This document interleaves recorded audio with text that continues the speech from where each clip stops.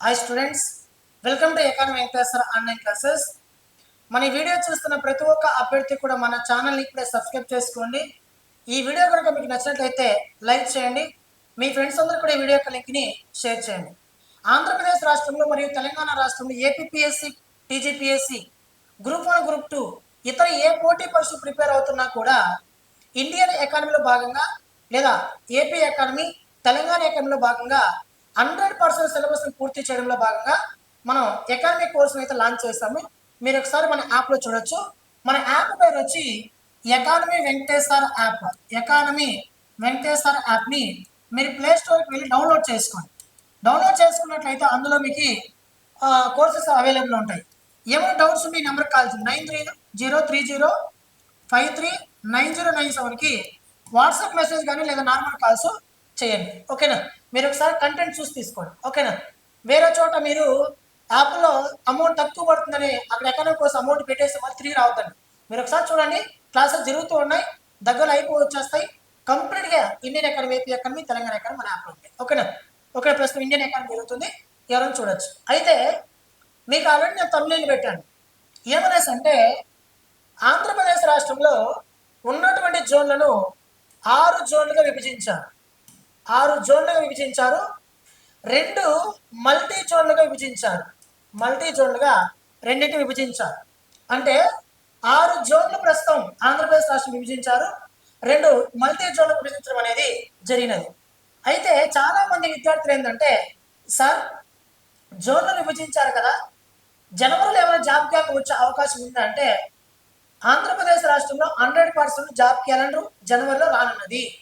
రాకపోతే next government అనేది ఎలా ఉంటుందో ఇప్పటికే గవర్నమెంట్కి అర్థమైంది.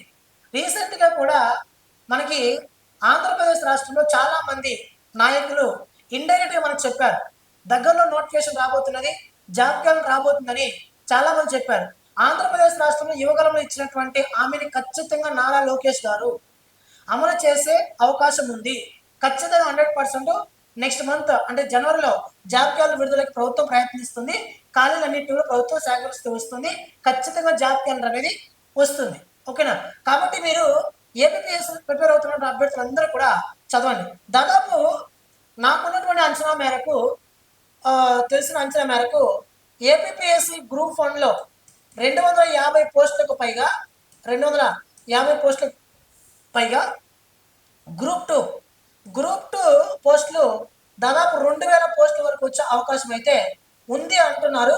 కానీ నాకు తెలిసినంత వరకు వాస్తవంగా చెప్పాలంటే, ఒక స్టూడెంట్ పాయింట్ ఆఫ్ వ్యూలో నేను ఆలోచించి చెప్పాలంటే, గ్రూప్ 1 నాకు తెలిసి ఒక 150-170 పోస్టులు కావచ్చు. ఒక 700 నుంచి 1000 పోస్టుల వరకు గ్రూప్ 2 అనేది రావచ్చు. గ్రూప్ 2 అనేది రావచ్చు. ఇవన్నీ కూడా సోషల్ మీడియాలో మీకు చక్కలు కొడుతూ ఉంటాయి. ఓకేనా? అవి యాక్చువల్గా నా అందాజు అయితే 170 నుంచి 200 గ్రూప్ 1, 1000 లోపు అయితే మనకి గ్రూప్ 2 వచ్చే అవకాశం అయితే ఉంది. ఇవన్నీ కూడా ఏదో ఛానల్ చెప్తున్నానని వినొద్దండి. ఓకేనా? ఇది ఏపీ పరిస్థితి. తెలంగాణ పరిస్థితి ఏంటంటే, సర్పంచ్ ఎన్నికలు ముగిశాయి. సర్పంచ్ ఎన్నికలకు ముందే ఏమైనా జాబ్ క్యాలెండర్ ఇస్తారేమో అని చాలా మంది గ్రామీణ ప్రాంతాల యువకులు ఎదురు చూశారు. ఇవ్వలేదు. మొన్న ప్రజాపాలన ఉత్సవాల్లో భాగంగా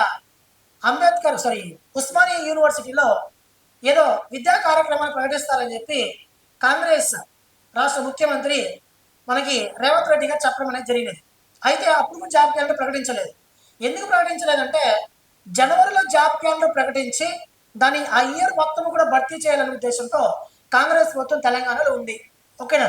రైట్, ఇది గుర్తించుకోండి. ఎందుకంటే తెలంగాణలో అయినా కానీ ఆంధ్రప్రదేశ్ రాష్ట్రంలో అయినా కానీ ప్రభుత్వం ఏర్పడిందంటే అది నిరుద్యోగులు ఒక గుంపుగా ఏర్పడి వాళ్ళు ఇచ్చినటువంటి హామీని నెరవేరుస్తారేమో అని ఒక ఆశతో ప్రభుత్వాన్ని ఏర్పాటు చేశాం.